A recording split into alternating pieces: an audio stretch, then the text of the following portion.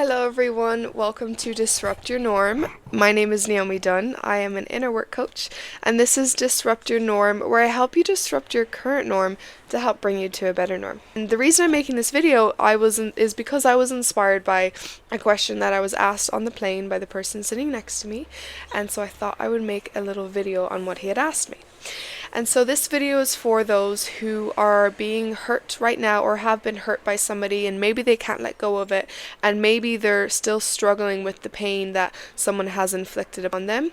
And not only is it for that person, but it's also for everybody, because it's for giving you a better understanding of why humans in general hurt people and why we ourselves hurt people too, as we all do at times. We all hurt people at times, whether we see it or not, and we all have been hurt in our lives. So it's so important to understand a little bit more about it and the psychology and the reasoning, because it can prevent two things. It can prevent us from hurting people in the future, and it can also prevent us from feeling more pain than we have to in the situation. And it can also, help with the forgiveness process, help with minimizing that pain, and help with processing the pain inside of you. So let's get started.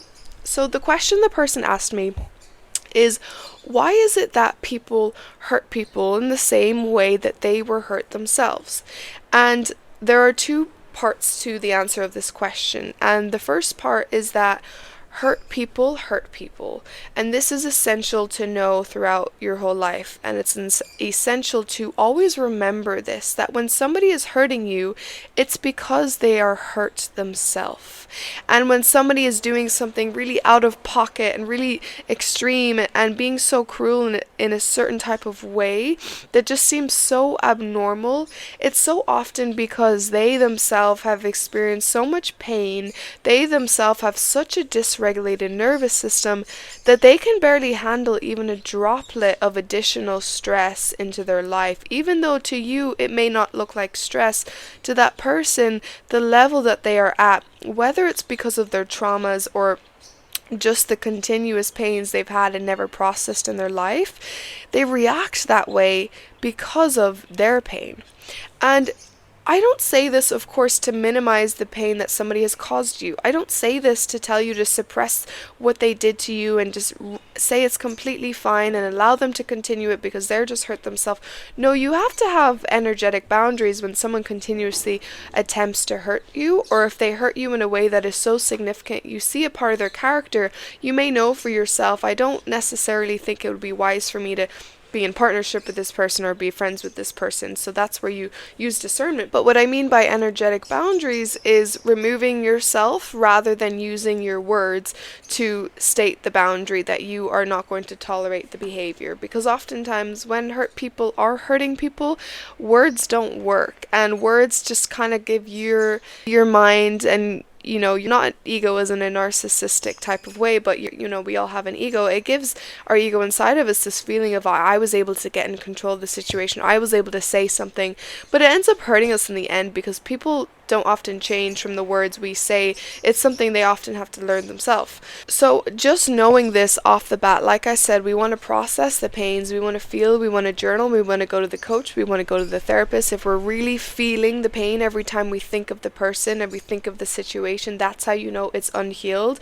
That's how you know there's a button that can be pushed in you. Until we process it, we're going to keep getting that button pushed.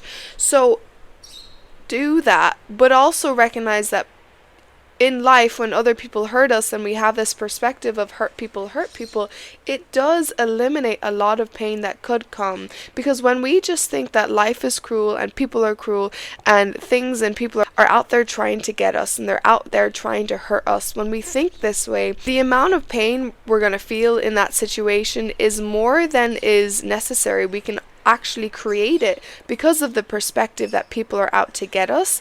It's going to feel more painful when they do try to hurt us, but having the perspective of hurt people gives you this whole new world and this whole new idea and realization that they're hurting themselves, and we can shift any emotion we have to opposite emotions. And when we change the emotion from anger and resentment against that person to instead understanding that hurt people, and shifting that to pity instead of that overwhelm, instead of that anger, you just have eliminated so much future pain. So that's why this is so important to know. But like I said, this is part one of the answer, because part two is something I really need you to understand, and you've probably seen it in yourself, or at least seen it on other people.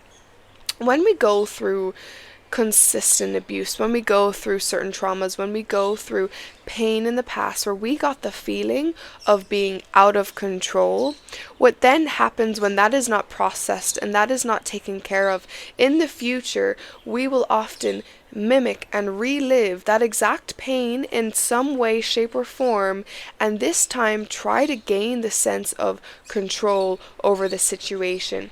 And so what this looks like is often, you'll see, this is a really common example, children who bully other children.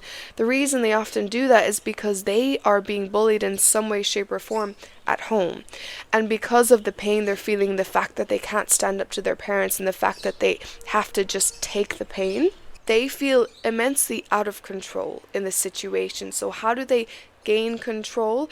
They inflict that same pain onto other people, because then it's like they have the upper hand in their mind. Then it's like, I'm able to do this to other people. People can't just do it to me.